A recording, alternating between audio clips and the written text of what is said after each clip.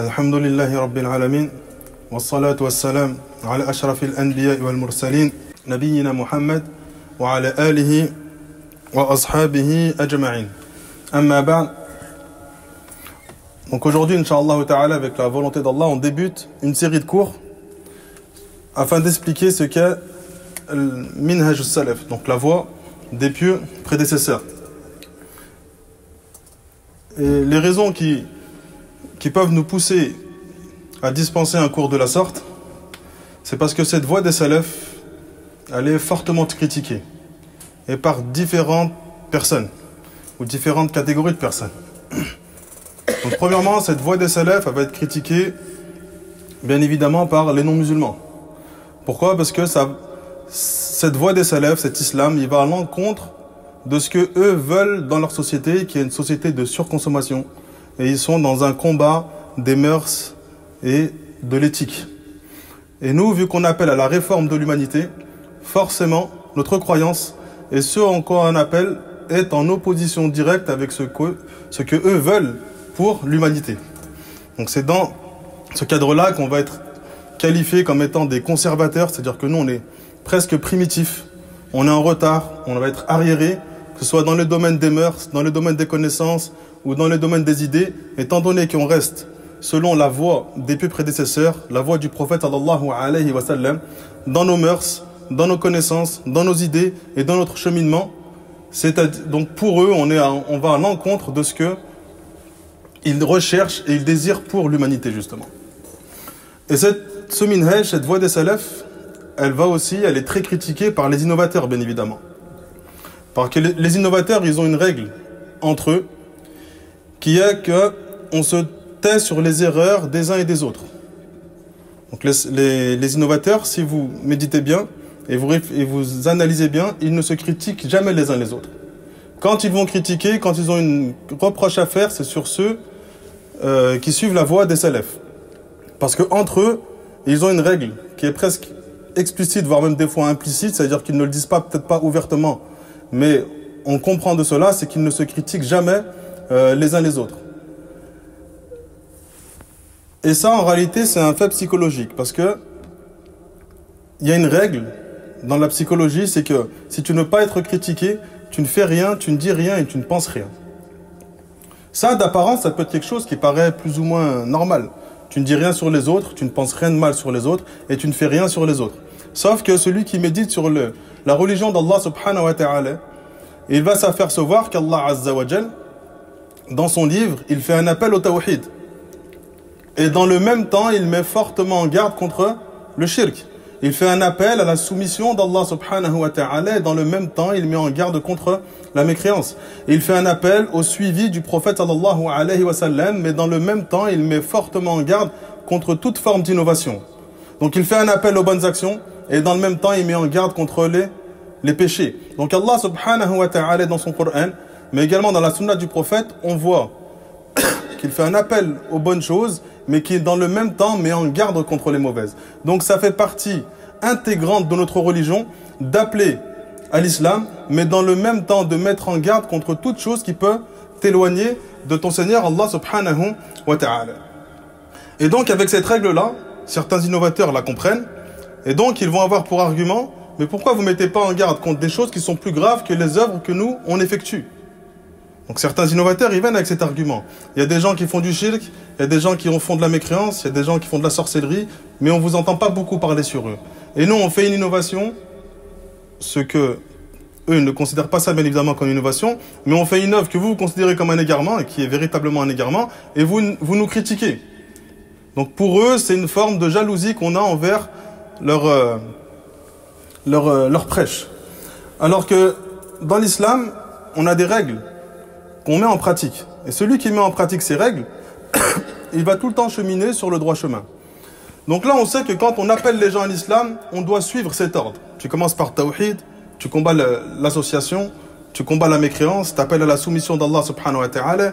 Donc ça, tu suis cet ordre.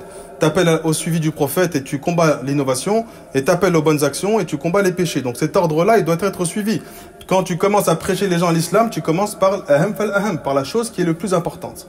Sauf que lorsqu'on va être amené à faire une mise en garde, on ne suit plus cet ordre. On n'est plus obligé de suivre cet ordre. C'est-à-dire que si un homme appelle à l'association d'Allah subhanahu wa ta'ala et qu'un autre appelle à l'innovation, si on suit cet ordre, on devrait mettre en garde prioritairement contre celui qui appelle au shirk. Et, dans un second temps, mettre en garde contre celui qui fait l'innovation. Sauf que dans les règles de mise en garde, c'est pas ça qu'on regarde. On va regarder l'impact que la personne a sur les gens.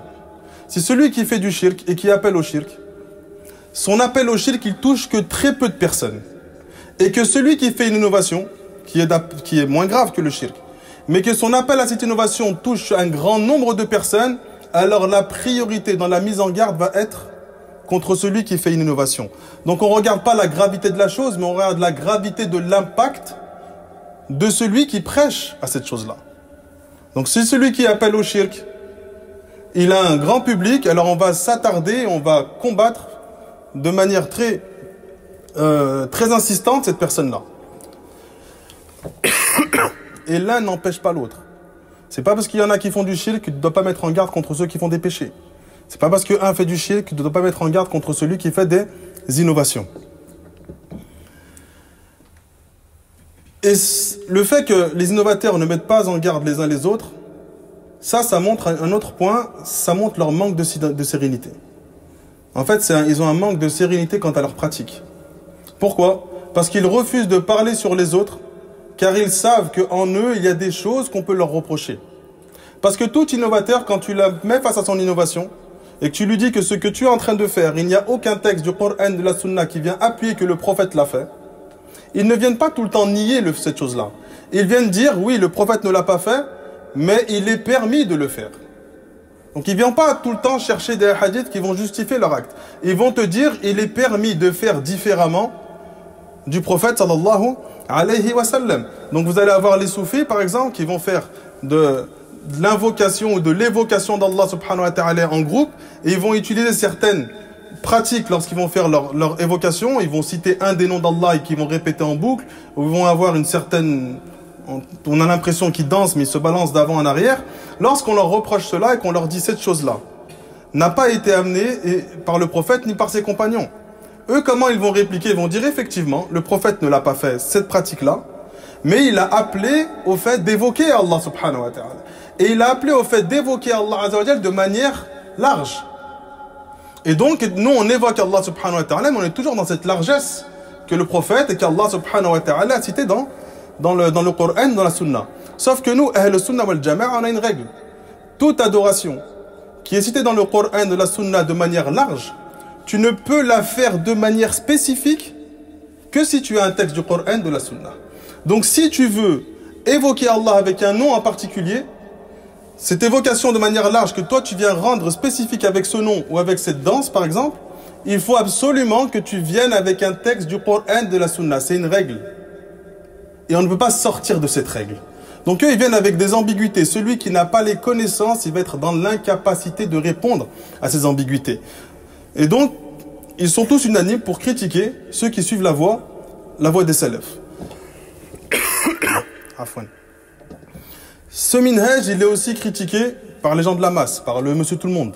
Parfois, il peut être, pas tout le temps, mais parfois, il peut être critiqué par le monsieur tout le monde. D'accord? Ça, c'est quelque chose qui peut arriver. Donc. Et certains frères, malheureusement, ils ont cette réponse rapide. Ouais, ils nous critiquent parce qu'on est sur la vérité.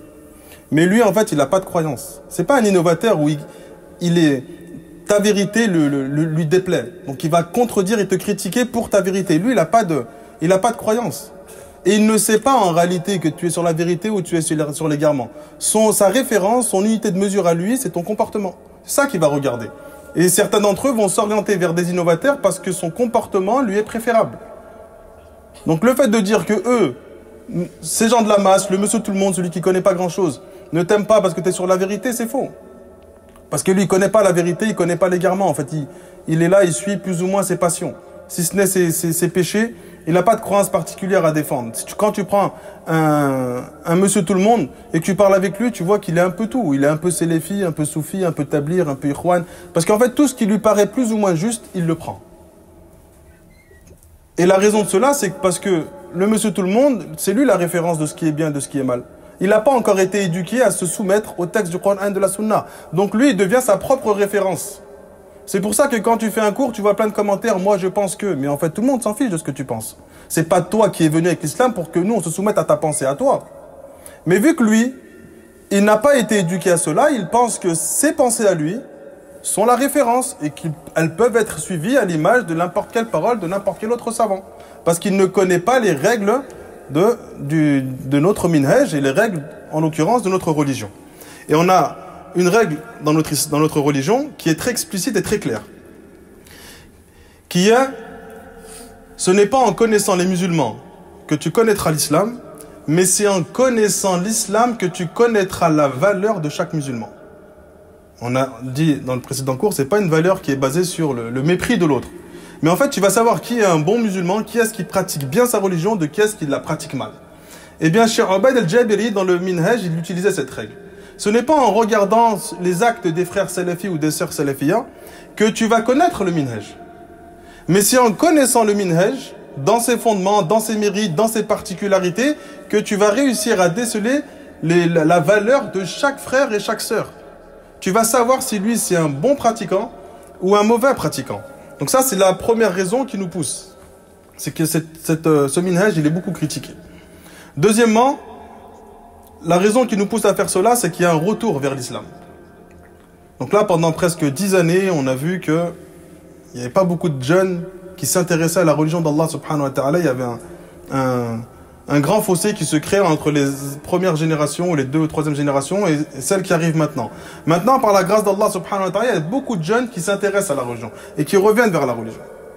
Et si nous, les frères de la Sunna, qui sommes la meilleure communauté sortie pour les gens, on ne montre pas, on n'explique pas aux gens quel est le minhaj salafi, comment il va le connaître, si ce n'est par le fait de regarder son entourage et faire les mêmes choses qu'eux, arriver à un point où certains frères salafis font des choses qui ne font pas partie de la salafia, mais il a tellement été éduqué à regarder les autres et à faire comme les autres, que maintenant c'est devenu chez lui presque une seconde nature. Et quand tu lui dis que ce que tu fais, ça ne fait pas partie du minhaj, il ne le comprend pas. Mais en réalité, c'est la raison de cela, c'est quoi? C'est qu'il n'a pas appris.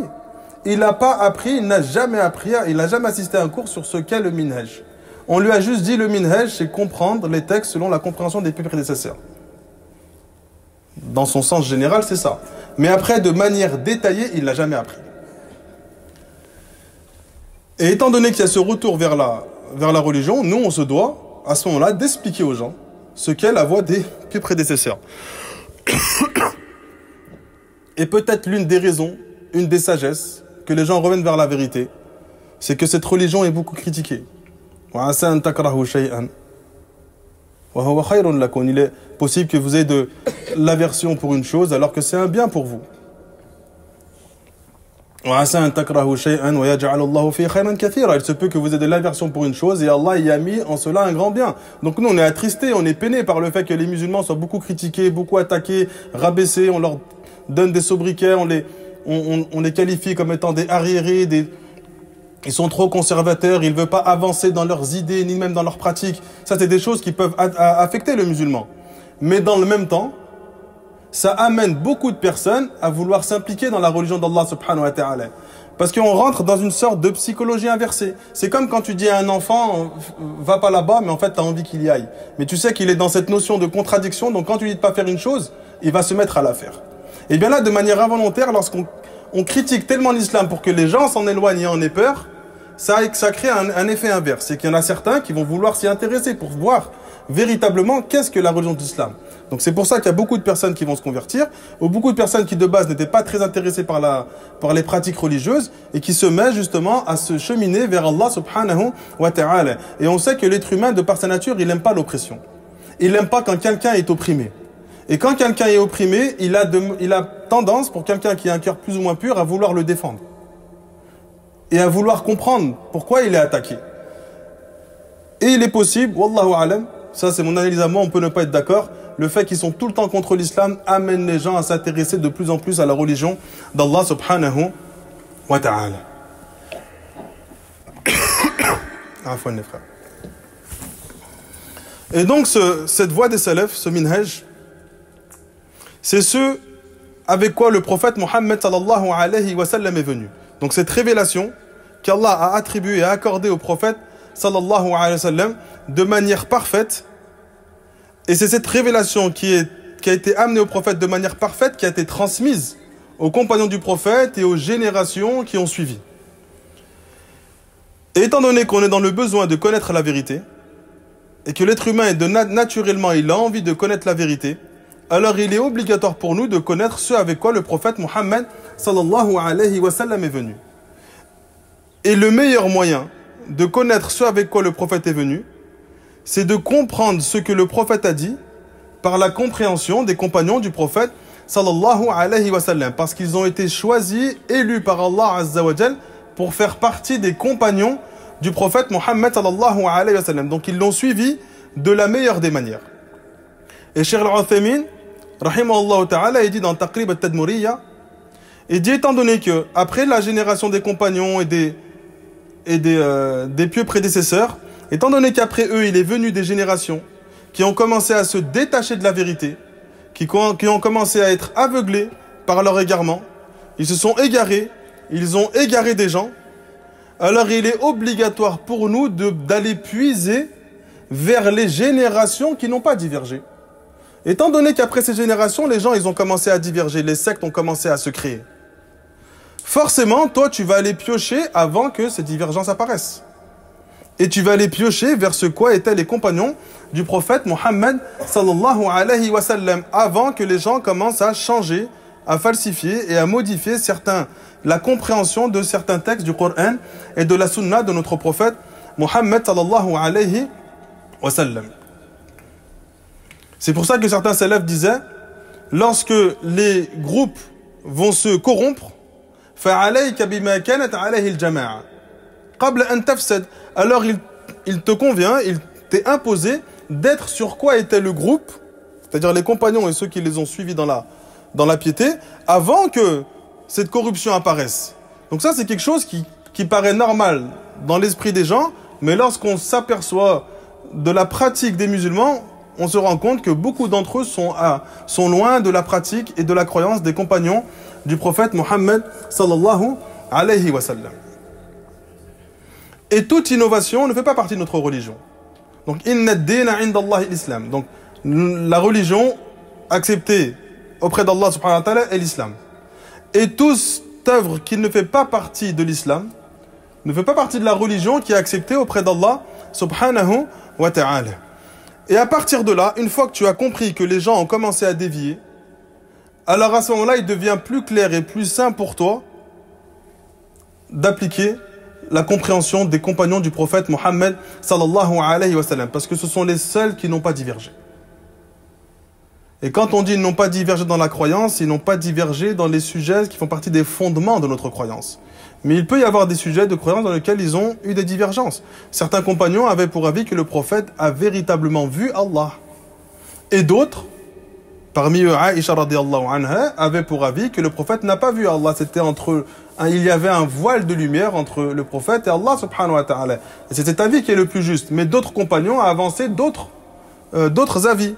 Donc ça, c'est des divergences dans la croyance, mais ce ne sont pas des divergences qui font partie des fondements principaux de notre croyance. Parce que les innovateurs, ils vont entrer dans cette porte-là. Ils disent, à chaque fois vous mettez en avant que les compagnons n'ont pas divergé, et ensuite ils ramènent ces paroles-là. Non, mais ils ont des fois eu des divergences dans la jurisprudence, même dans la croyance. Mais ils n'ont jamais divergé dans les fondements de la croyance. Ils n'ont jamais apporté un avis que eux sont en train d'apporter dans leur croyance erronée et égarée. Et le fait de s'affilier à la voie des salafs va te donner certaines particularités. Premièrement, c'est le seul chemin qu'Allah subhanahu wa ta'ala nous a ordonné de suivre. Et on va évoquer celui-là plus tard, cela en détail. C'est le seul chemin qui est préservé de tout changement, de toute modification, peu importe l'époque dans laquelle tu vis. Troisièmement, étant donné que c'est le seul chemin qui est préservé de toute modification, c'est donc le seul chemin que si tu empruntes, tu vas être préservé de tout égarement. Et quatrièmement, c'est le seul chemin qui va te permettre de purifier toutes tes œuvres de l'association d'Allah subhanahu wa ta'ala, de la mécréance ou de l'innovation. Donc c'est pour ces bienfaits-là C'est pour ces objectifs-là qu'on suit la voie des salafs. Donc en réalité, si on médite, la voie des salafs, elle a pour objectif de te faire suivre la vérité. La voie des salafs, elle a pour objectif de t'éloigner de tous les égarements.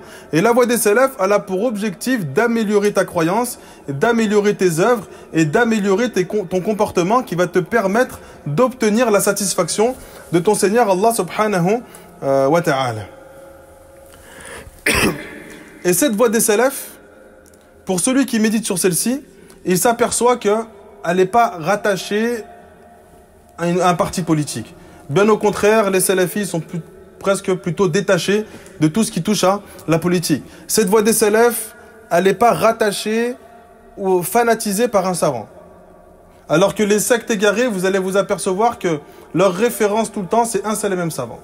Nous, on suit les savants de la sunna, que ce soit contemporains ou ceux qui nous ont précédés, parce qu'on sait qu'ils s'appuient sur ce que les compagnons ont compris. Donc même si on cite une parole de Cheikh Al-Fawzan, sans forcément citer le hadith qui vient appuyer cette parole-là, c'est parce qu'en réalité, on sait que Cheikh Al-Fawzan, il puise ses sources que chez les compagnons du prophète sallallahu alayhi wa sallam. Ou bien il va s'appuyer sur un savant de la sunna qui lui-même s'est appuyé sur la compréhension des compagnons du prophète Mohammed sallallahu alayhi wa sallam. Cette voie des salafs, elle se fanatise pour aucun shir. C'est-à-dire qu'on est attaché à aucun shir.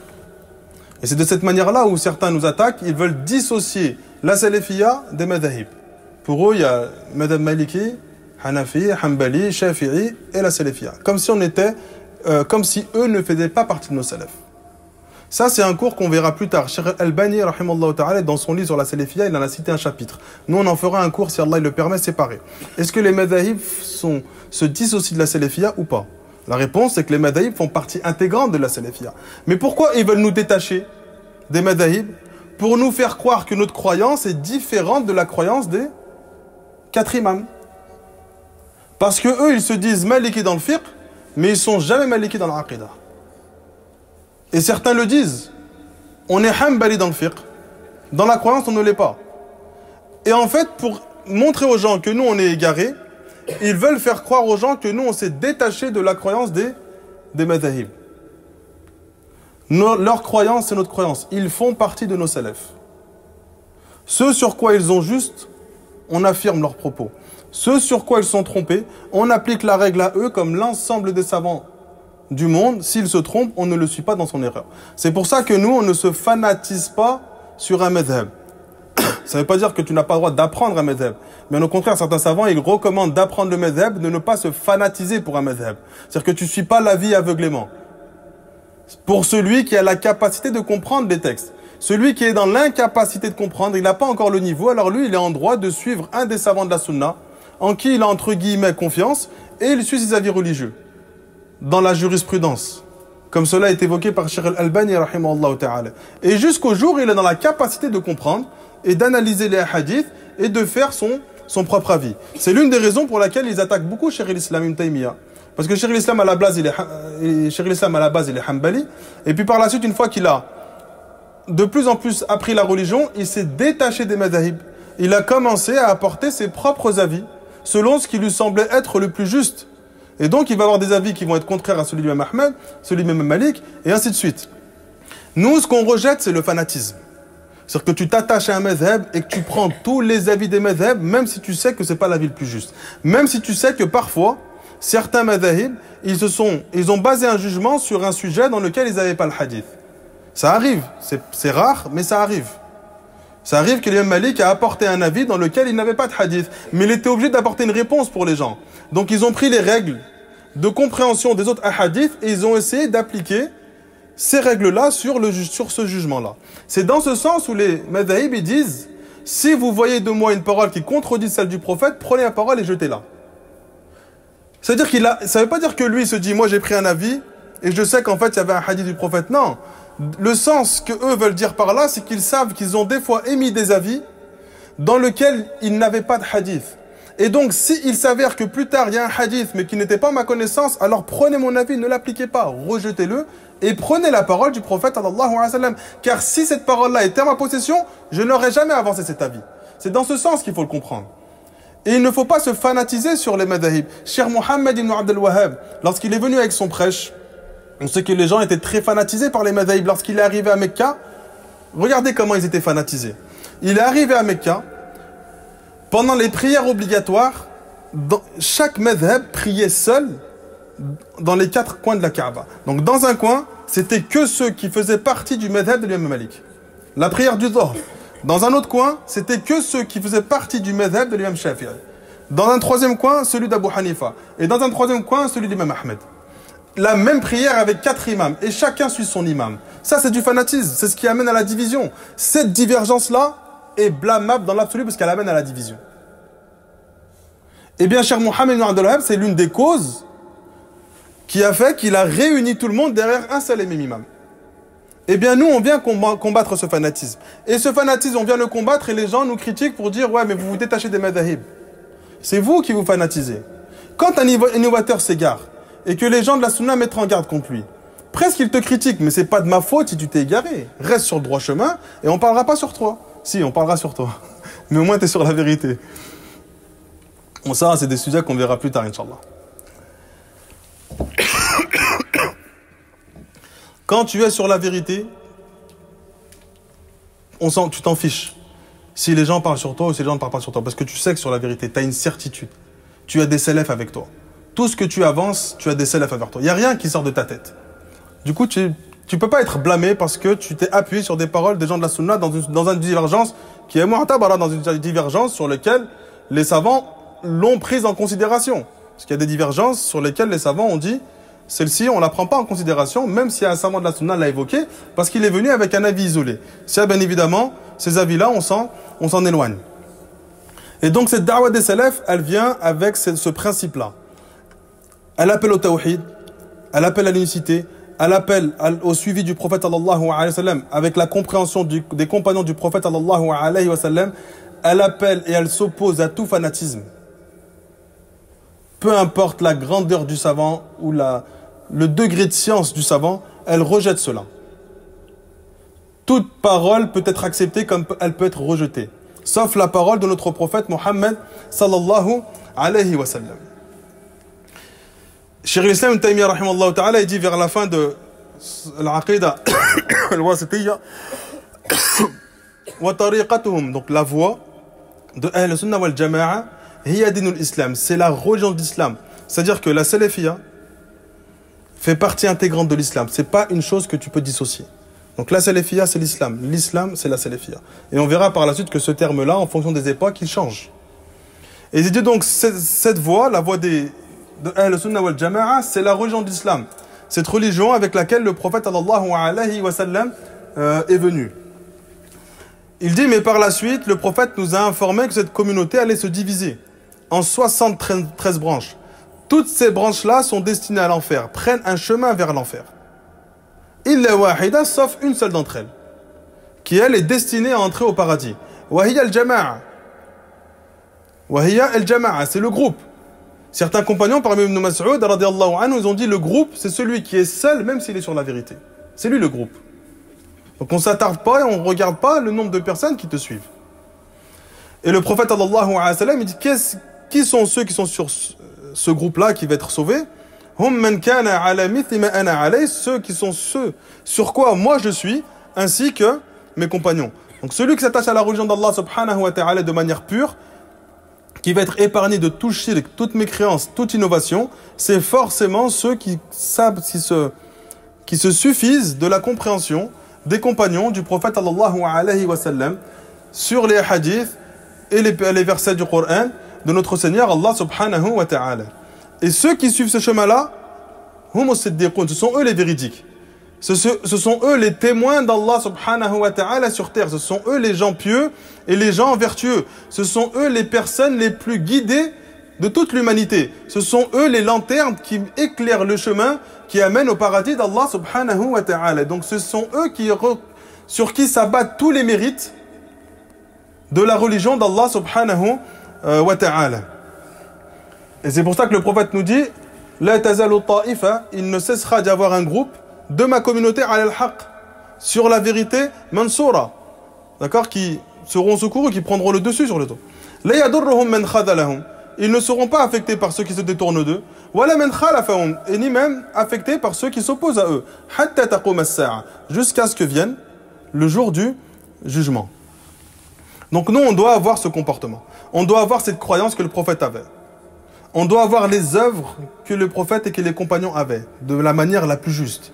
On doit avoir le comportement que le prophète avait. Regardez le prophète sallallahu alayhi wa sallam. Il a vécu une vie d'épreuve. Son père, il est mort avant sa naissance. Sa mère était enceinte et son père, il est mort. Peu de temps après, quelques années après, sa mère est morte. Ensuite, il a été auprès de son oncle. Ou son grand-père, Afwan. Son grand-père est mort. Ensuite, il a été auprès de son oncle. Et quand il a commencé à être auprès de son oncle, et qu'il a reçu la prophétie d'Allah subhanahu wa ta'ala, à partir de là, toute sa vie n'a été faite que d'épreuves. On a voulu l'assassiner, on l'a insulté, on l'a méprisé, on a calomnié ses épouses, on a parlé mal de sa famille, on a parlé mal de ses compagnons, on a torturé ses compagnons, on a tué ses compagnons, on a brûlé vifs certains de ses compagnons. Tout ça en la présence du prophète sallallahu alayhi wa sallam. On l'a mis dans un village, dans une ville, on l'a boycotté pendant 3 ans, plus aucune nourriture n'entrait et ne sortait de ce village, de cette ville pendant 3 ans. Les enfants pleuraient tellement fort qu'on les entendait de l'extérieur de la ville. Pendant 3 ans. Ensuite, il est sorti, on a voulu l'assassiner. Alors, Allah subhanahu wa ta'ala décide de l'envoyer à Médine. Avant cela, son épouse Khadija meurt. Abu Talib, son oncle, décède. La protection du prophète sallallahu alayhi wa sallam, qui était entre guillemets dépendante d'Abu Talib, tombe, donc ils peuvent s'en prendre encore plus à lui. Les gens qui faisaient partie de sa tribu, qui jusqu'à maintenant le défendaient, commencent à s'opposer à lui. Et il fait hijra à Médine, il quitte l'endroit le plus aimé auprès de lui, qui est Mecca. Pour arriver à Médine, commencent les batailles, Uhud, Badr, Al-Ahzab. Il arrive à Médine avec de nombreux hypocrites, ainsi que les Juifs qui pensaient que les Juifs qui étaient à la base en Palestine, à Jérusalem, viennent jusqu'en Arabie Saoudite parce qu'ils pensent que la révélation va venir ici, mais à un des membres des Juifs. Et quand ils voient que la révélation vient à un prophète arabe, alors ils commencent à manigancer, à s'opposer au prophète sallallahu alayhi wa sallam. Et ça, tout au long de sa vie. Toute sa vie a été faite que d'épreuves. Et c'est quoi la caractéristique qui est le plus évoquée du prophète? De ceux qui le voyaient? Et il avait tout le temps le visage souriant. Toutes ces épreuves, tout au long de sa vie, malgré cela, il gardait le sourire. Il y a des gens, il est touché par la moitié d'une épreuve, tout s'effondre. Il y a des gens qui adorent Allah sur un fil. Lorsqu'il est touché par un bien, alors il est apaisé. Lui, il veut qu'il n'y a que du bien dans sa vie.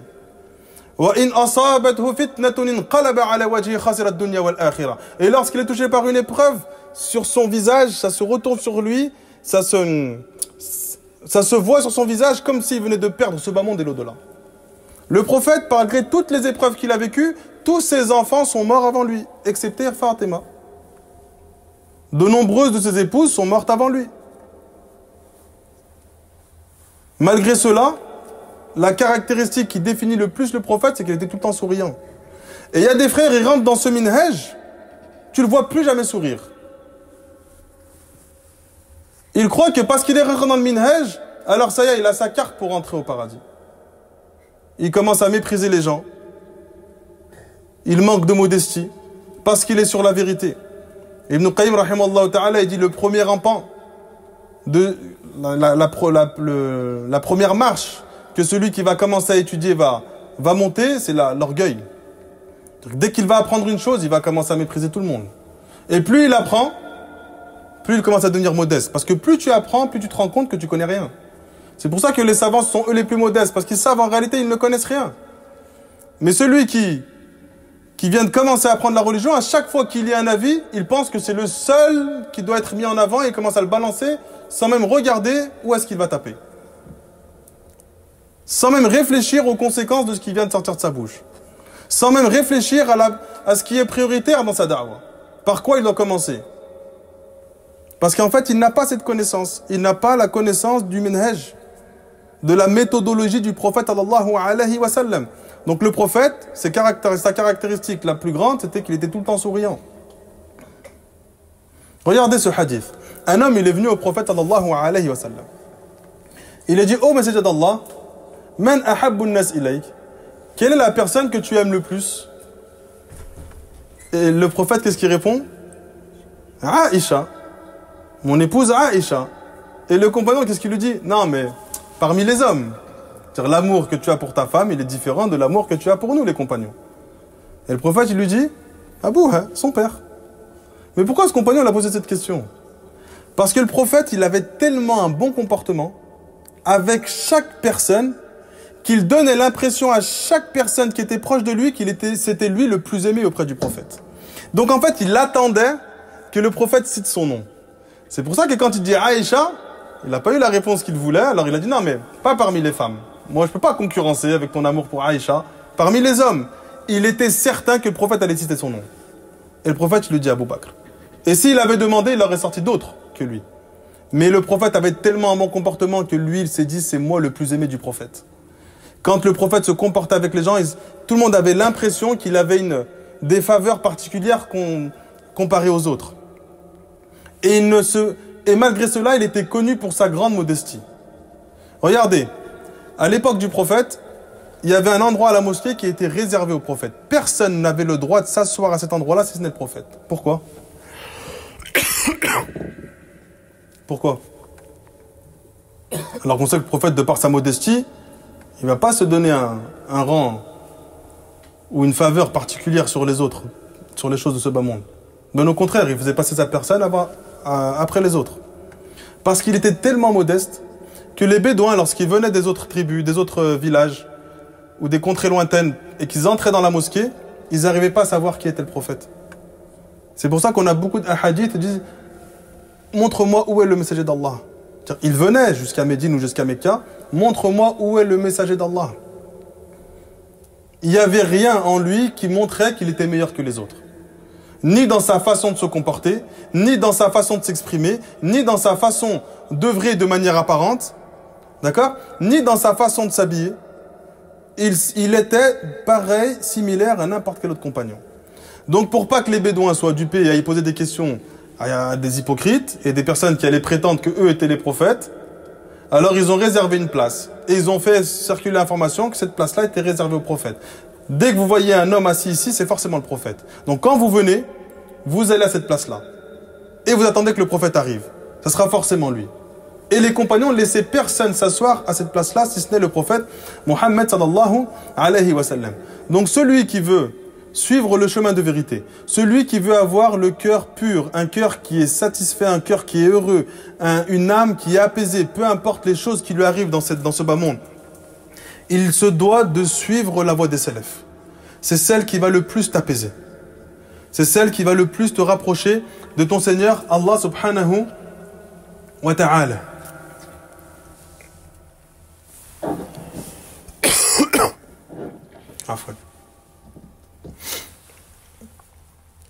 Et donc, la première chose qu'on va évoquer, après cette introduction, c'est l'obligation de connaître et d'apprendre ce qu'est le minhaj salafi. Et de le suivre, bien évidemment. C'est compris de manière implicite. Si tu apprends à connaître une chose, forcément, tu dois le suivre. Tu dois la suivre. Et les raisons qui nous montrent le caractère obligatoire de la connaissance de cette voie-là sont nombreuses.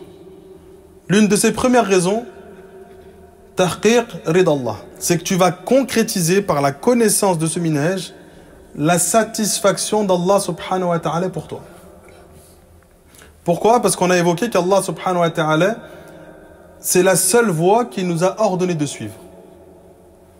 Et on sait que lorsqu'Allah subhanahu wa ta'ala ordonne une chose, on comprend de manière automatique que c'est une chose qui est aimée d'Allah. Et lorsqu'Allah interdit une chose, tu comprends de manière automatique que c'est une chose qui est détestée d'Allah. Ça, c'est une règle également dans l'islam. Tout ce qu'Allah a ordonné est forcément aimé de la part d'Allah. Et donc Allah Azza wa Jal, il nous ordonne de suivre cette voie-là.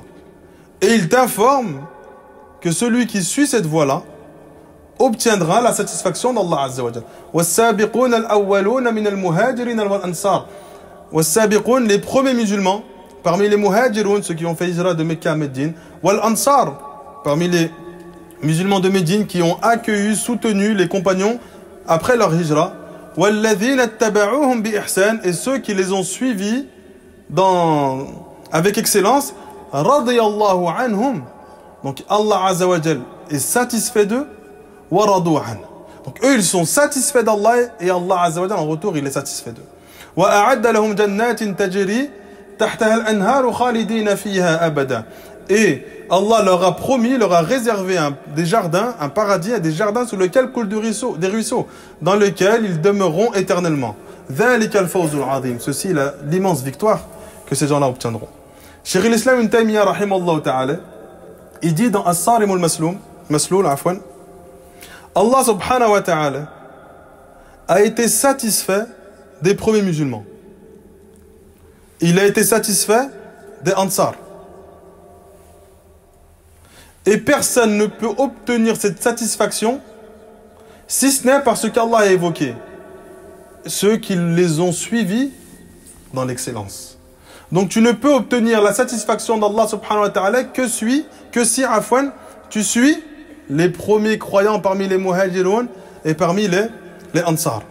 Donc dans ce verset-là, Allah Azza wa Jalla, il a rattaché, il a conditionné sa satisfaction au suivi des compagnons du prophète Mohammed sallallahu alayhi wa sallam. Dans un autre verset, Allah subhanahu wa ta'ala, il a rattaché la guidée à cette suivi. فَإِنْ آمَنُوا بِمِثْلِ مَا آمَنْتُمْ بِهِ. Si vous croyez en ce quoi ils ont cru. Donc Allah Azza wa Jalla, il t'informe que ta croyance doit être similaire à ce quoi ont cru les compagnons du prophète sallallahu alayhi wa sallam. Donc celui qui croit en ce quoi eux ont cru, فَقَدْ اهْتَدَوْا. Il a rattaché cela à quoi? À la guidée. Ils sont eux certes bien guidés. وَإِن تَوَلَّوْا. Et s'ils s'en détournent, فَإِنَّمَا هُمْ فِي شِقَاقٍ. Ils seront certes malheureux. Donc dans ce verset-là, Allah subhanahu wa ta'ala, il a rattaché sa guidée au fait de les suivre dans leurs croyances. Dans un autre verset, Allah subhanahu wa ta'ala, il nous informe que toute personne qui se détache des compagnons du prophète sallallahu alayhi wa sallam et du prophète alayhi salatu wassalam, alors lui, il fera partie des gens qui se sont égarés et qui sont sous la menace du châtiment d'Allah Azza wa Jal. Wa man yushaqiqi ar-rasul, celui qui fait scission, qui se détache, qui se sépare du prophète sallallahu alayhi wa sallam, min ba'di ma tabayyana lahu al-huda, après que la vérité lui soit apparue, wa yattabi' ghayra sabil al-mu'minin, et qui suit un chemin différent du chemin des croyants. Nuwallihi ma tawalla, nous l'abandonnerons à ce quoi il s'est détourné. Wa nuslihi jahannam, et nous le brûlerons par le feu. Wa sa'at masira, et quelle mauvaise destination. Et donc Ibn Qudama rahimahullah ta'ala, il dit, celui qui souhaite faire partie des pieux prédécesseurs dans l'au-delà, alors il doit mettre en pratique, d'accord, ce sur quoi ils étaient. Et donc celui qui veut faire partie de dans l'au-delà, qui veut recevoir la promesse d'Allah subhanahu wa ta'ala, qu'il le fera entrer dans des paradis, et qu'il obtiendra la satisfaction d'Allah subhanahu wa ta'ala, et qu'il obtiendra la guidée de la part d'Allah azza wa jal, falyattabi'uhum bi ihsan, qu'il les suive avec excellence.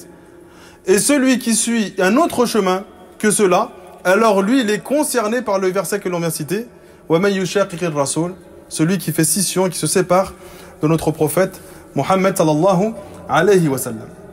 Ce minhaj, il va concrétiser, et cette suivi, elle va concrétiser l'amour d'Allah subhanahu wa ta'ala pour toi. Parce qu'Allah azza wa jal, il aime que le serviteur apprenne à connaître le moyen par lequel il va obtenir sa satisfaction. Et il aime celui qui a appris à connaître ce chemin et qui entre et qui chemine dans ce chemin. Et il déteste toute personne qui dévie et qui s'éloigne de son chemin. Donc la da'wa salafiyya, elle a cet objectif. Que tu concrétises la satisfaction et l'amour d'Allah subhanahu wa ta'ala sur toi. Et dans le même temps, que tu t'éloignes et que tu repousses et que tu rejettes toutes les croyances qui sont égarées. Parce qu'Allah Azza wa Jalla, il a informé cela de manière très claire et très explicite. وَكَذَلِكَ نُفَصِّلُ الْآيَاتِ وَلِتَسْتَبِينَ سَبِيلُ الْمُجْرِمِينَ. C'est de cette manière-là que nous avons détaillé les versets et que nous avons walitastabin, afin de rendre apparent le sentier, le chemin des criminels. Donc Allah subhanahu wa ta'ala, il a fait en sorte que le chemin de vérité est extrêmement clair. Et que le chemin de l'égarement est extrêmement clair. Et Ibn Qayyim, rahimahullah ta'ala, il dit, Allah azza wa jal a montré de manière explicite dans son Coran le chemin des croyants. Le chemin emprunté par les croyants de manière très détaillée. Il a montré dans le Coran le chemin des criminels de manière très détaillée. Il a expliqué la finalité de suivre ce chemin ou de suivre tel chemin. Il a expliqué les œuvres pieuses de manière très détaillée. Il a expliqué les péchés de manière très détaillée. Il a expliqué qui sont ses alliés de manière détaillée. Et il a expliqué qui sont les alliés et les ennemis d'Allah subhanahu wa ta'ala de manière très détaillée. Il a expliqué qui va être touché par la réussite et qui va être touché par cette perte. Et il a même détaillé les causes qui t'amènent à la réussite et les causes qui t'amènent à la perdition.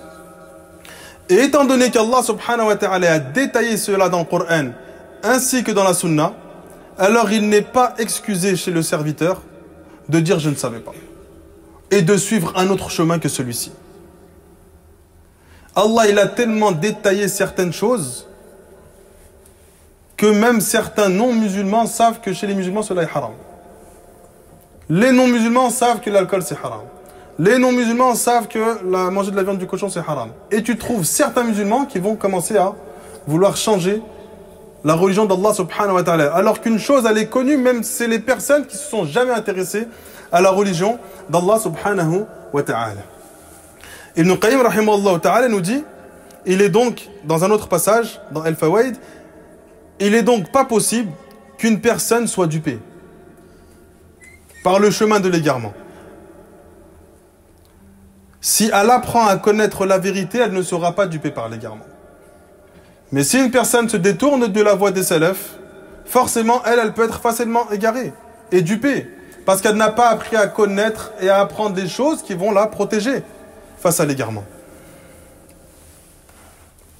L'imam Malik, rahimahullah ta'ala, nous dit لن يصلح آخر هذه الأمة, rien ne réformera les derniers de cette communauté, si ce n'est par ce quoi ont été réformés les premiers de cette communauté.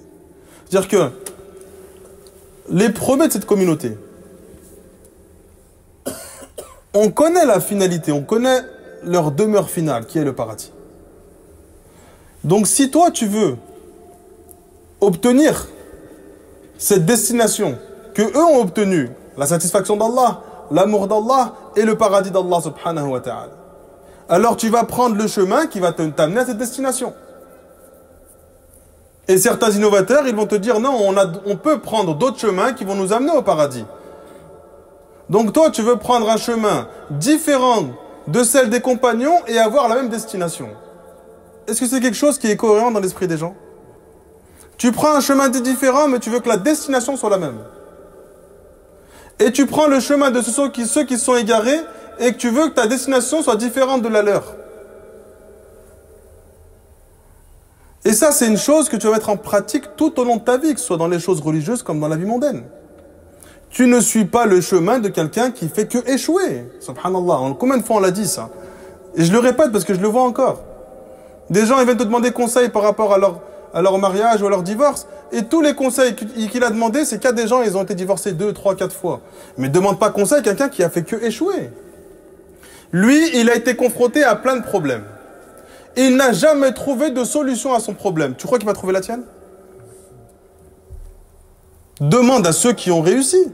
Parce que lui, il sait exactement le chemin dans lequel toi tu es en train de passer et il va savoir comment t'amener vers la chose dans laquelle lui, il est. Quelqu'un qui ouvre une affaire et qui ne fait que échouer, tu vas jamais lui demander conseil. Il n'a jamais réussi, lui. Quel conseil il peut te donner si ce n'est savoir comment échouer?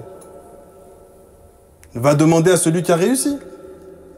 Et celui qui a réussi va te donner des conseils précis pour réussir. Eh bien, eux, ils ont réussi, les compagnons du prophète. Ils ont eu la promesse d'Allah subhanahu wa ta'ala qu'ils allaient entrer au paradis. Et Allah nous promet que ceux qui les suivent auront la même destination. Suis leur chemin. Pourquoi tu veux faire différemment d'eux? Et dire, il est permis de faire différemment. Parce que certains innovateurs, ils viennent avec cet argument. Il est permis d'avoir une autre croyance que la leur. où il est permis de faire différemment d'eux. Parce qu'il est impossible pour eux d'apporter ne serait-ce qu'un texte qui vienne appuyer leur croyance. Et la seule chose qu'ils vont faire, c'est rapporter des savants qui font partie de nos références à nous, et vous dire, regardez vos savants. Oui, ben on le regarde, il s'est trompé alors. Il est où le problème? Tu me dis, l'imam al-Nawawi l'a dit. Il n'y a pas de souci, il s'est trompé. Et on n'a aucun mal à dire ça. Et avec tous les savants.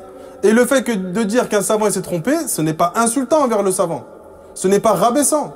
Au contraire, tu t'élèves toi, parce que tu montres que tu ne te fanatises à personne. Donc tu vas le suivre dans les choses sur lesquelles il a eu raison, et tu vas délaisser les choses sur lesquelles il a eu tort. Et le minhaj salafi, il est basé sur ça. Peu importe le savant, si ce n'est le prophète sallallahu alayhi wa sallam.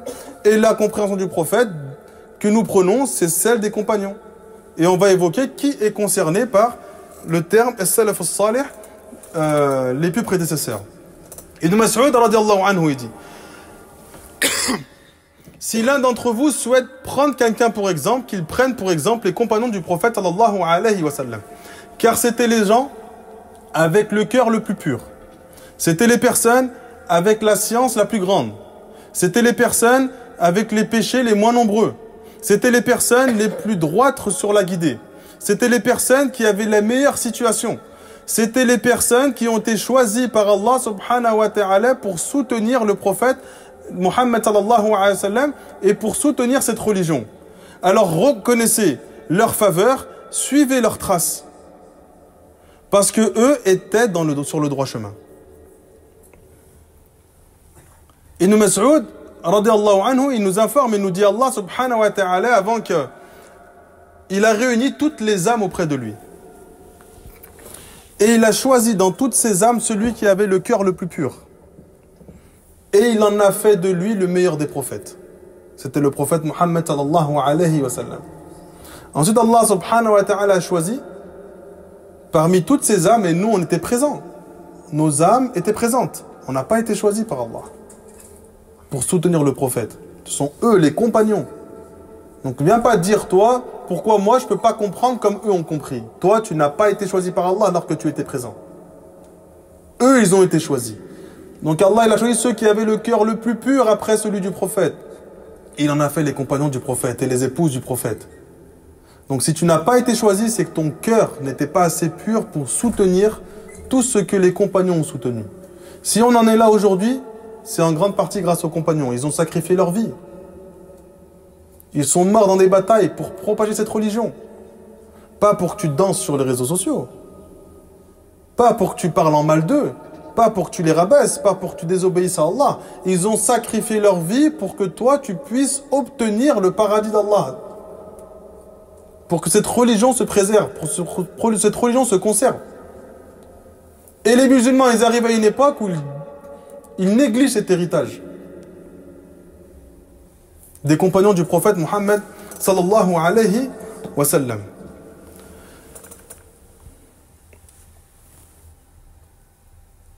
Cheikh l'Islam Ibn Taymiyyah rahimahullah ta'ala, il dit tu ne peux accorder aucun défaut à celui qui suit la voie des salafs.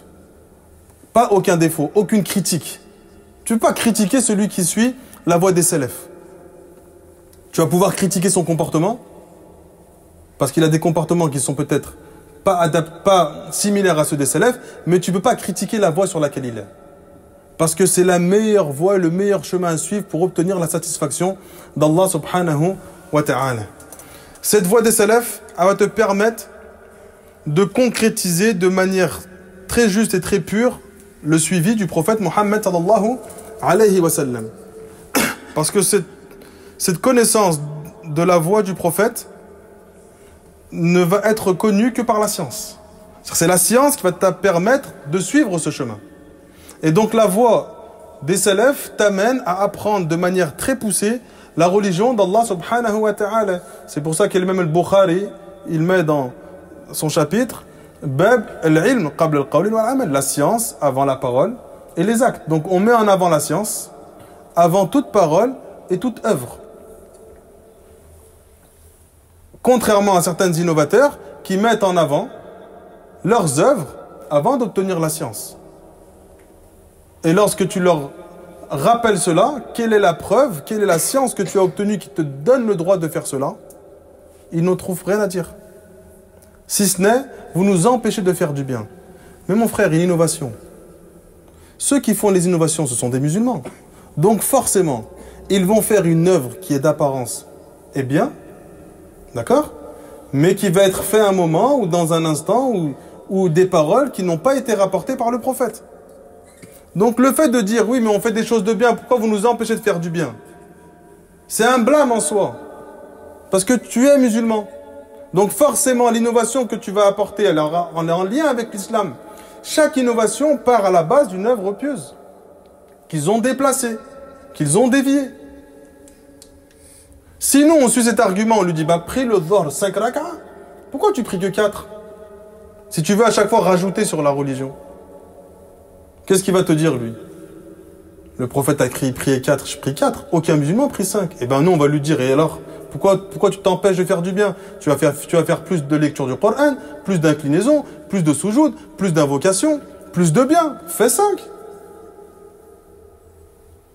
Pourquoi vous faites pas 5? Pourquoi vous faites pas 6 rak'ah? Pourquoi vous jeûnez pas 2 mois consécutifs pour le ramadan? Si votre excuse première, c'est vous nous empêcher de faire du bien, eh ben fais du bien. Nous, on te dit de suivre ce que le prophète a fait. Regardez comment le monsieur tout le monde, le ami, les gens de la masse. Au bled, ils l'ont beaucoup ça. Quand il y a un décès, nous, on vient avec les règles religieuses. Et ils nous critiquent parce que pour eux, c'est pas assez. C'est-à-dire que dans l'innovation, ils sont prêts à se fatiguer. Mais dans l'adoration, c'est trop difficile. Et quand ils font innovation, ils te reprochent d'être trop simpliste dans ta pratique. Parce que eux, ils veulent toujours faire plus. Ils veulent lire du Coran, ils veulent revenir après 40 jours, ils veulent faire des invocations, ils veulent faire ci, ils veulent faire ça. Ils veulent faire que des choses qui n'ont pas été apportées par le prophète.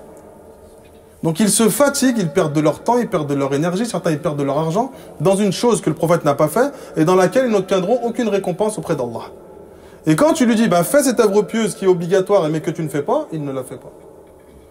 Donc l'innovation vient de manière subtile, elle vient te tromper, elle vient te trahir, elle vient te duper, elle vient te faire croire que tu es en train de te rapprocher d'Allah subhanahu wa ta'ala.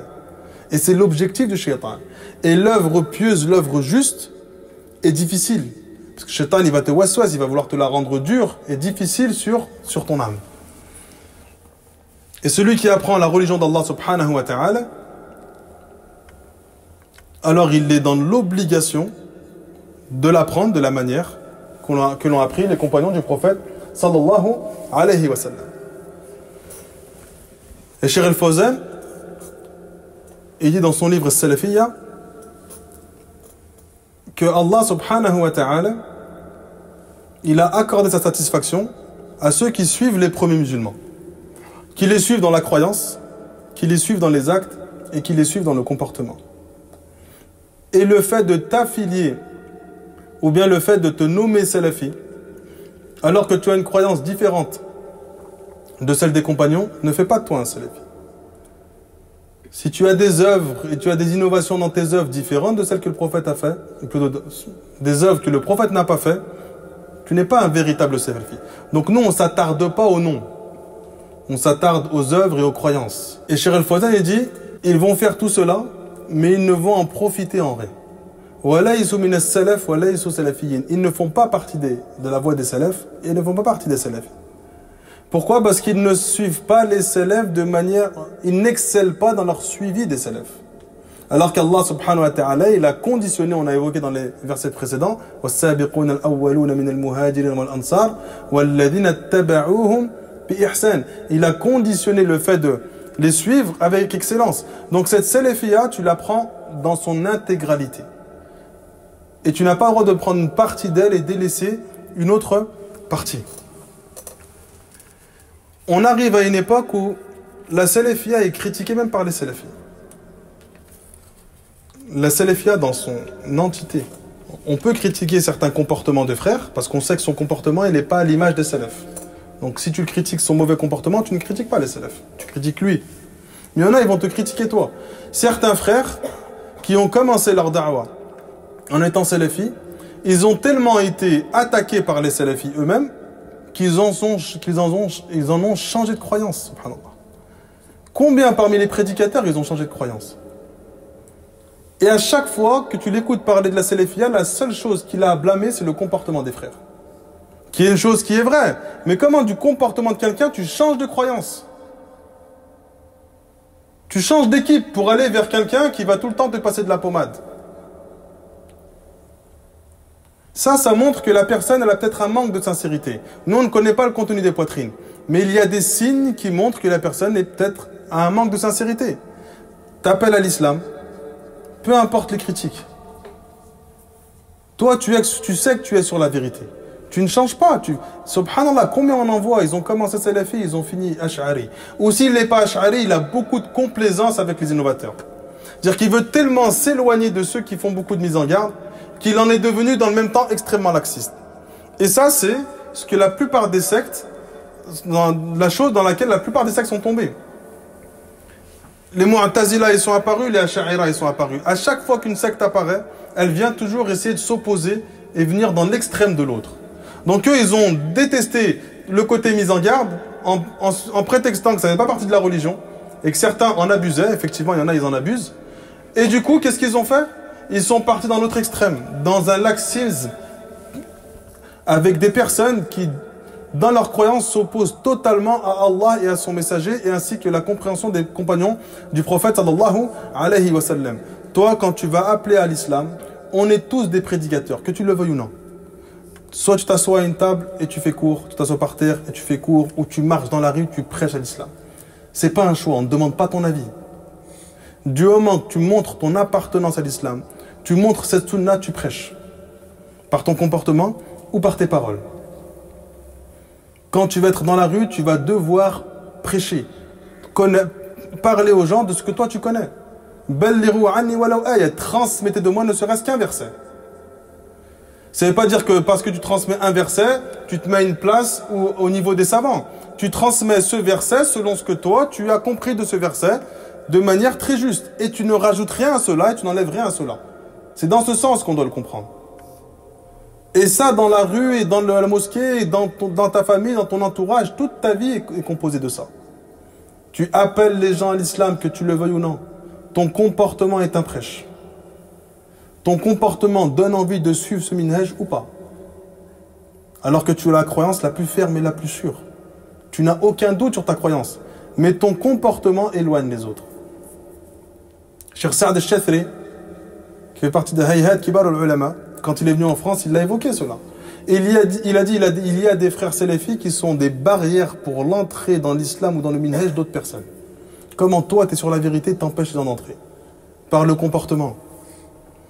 Ensuite, il dit, il y en a, dans leur famille, ils vont tellement se disputer avec leur épouse parmi les frères salafis, qu'ils vont faire entendre à tous leurs voisins que dans son foyer, ça va mal. Toi, tu es censé celui qui a trouvé le meilleur moyen pour être heureux dans ton foyer. Tu montres à tout le monde que tu ne l'es pas. Et il a dit, il suffit qu'un non-musulman vive un mariage plutôt stable pour qu'il pense que la voie qu'il est en train de suivre est meilleure que la tienne. Donc toi, tu ne l'as pas rejeté, tu ne l'as pas appelé à autre chose, mais ton comportement, il l'a fait. Bilisan al-hal. C'est le langage verbal qui s'est exprimé. Le langage corporel, afwan. Donc nous, on doit suivre cette voie des salafs et on doit exceller dans ce chemin-là de la meilleure des manières. On doit essayer d'avoir aucun manquement. Bien évidemment, on en aura. Mais on doit essayer d'avoir aucun manquement et de se rapprocher le plus d'Allah subhanahu wa ta'ala. Parce que ce minhaj-là, c'est le seul qui va te sauver de toute perdition. C'est le seul qui te sauve de la perdition dans ce bas monde ou dans l'au-delà. Et il n'y a pas une autre voie qui t'amène à cela. Qui te fait obtenir ce bienfait. Ibn Qayyim rahimallahu ta'ala dit celui qui a été guidé sur cette voie, la voie du prophète sallallahu alayhi wa sallam, la voie du Coran, il va obtenir le paradis d'Allah. Il va obtenir la récompense d'Allah subhanahu wa ta'ala en rapport à sa façon de cheminer dans ce bas monde. Donc ton degré de récompense, il est en rapport à la façon dont tu cheminais dans ce bas monde. Et il dit ta façon de cheminer dans ce droit chemin sera similaire à ton cheminement sur le pont Sirat qui sera jeté au-dessus de l'enfer. Il dit certains d'entre eux avanceront à la vitesse de la lumière. D'autres avanceront à la vitesse d'un clin d'œil. D'autres avanceront à la vitesse du vent. D'autres avanceront à la vitesse d'un cavalier. D'autres avanceront en courant, d'autres en marchant, d'autres en piétinant, et d'autres ils vont tomber, ils vont essayer de se rattraper, se relever et d'avancer. Il dit donc, ton cheminement sur le droit chemin dans ce bas monde, il va être à l'image de ton cheminement sur le pont As-Sirat. Si tu étais rapide dans les adorations, tu vas passer rapidement. Si tu étais lent, tu passeras lentement. Et donc exactement de la manière dont tu étais dans ce bas monde, c'est de cette manière-là dont tu vas cheminer lorsqu'Allah subhanahu wa ta'ala va faire passer les gens sur As-Sirat. Et il dit ensuite sur ce pont il y a des pinces. Donc le pont As-Sirat il est jeté au-dessus de l'enfer. Et il y a des pinces au-dessus de l'enfer qui essaient de tirer les gens. Et il dit ces pinces-là, ce sont tes shahawat et tes shubuhat, tes passions et les différentes ambiguïtés. Plus dans ce bas monde tu étais touché par les passions et les ambiguïtés, plus ces pinces-là vont être nombreuses pour t'attraper. En lien et en rapport avec le nombre de passions auxquelles tu succombais et au nombre d'ambiguïtés par laquelle tu étais perturbé. Et donc celui qui se détache des passions et se détache des ambiguïtés, ces pinces-là n'auront que très peu d'impact sur lui, voire aucun impact. Et Allah ne sera pas injuste envers aucun serviteur. On s'arrête là, Inch'Allah. C'est bon? C'est une série de cours qu'on va faire, Inch'Allah. Donc il y aura plusieurs cours sur ce sujet. Ça sera peut-être un peu long, mais c'est important pour comprendre ce qu'est la voie des salafs. Ila huna, subhanaka Allahumma wa bihamdik, la ilaha illa anta, astaghfiruka wa atubu ilayk.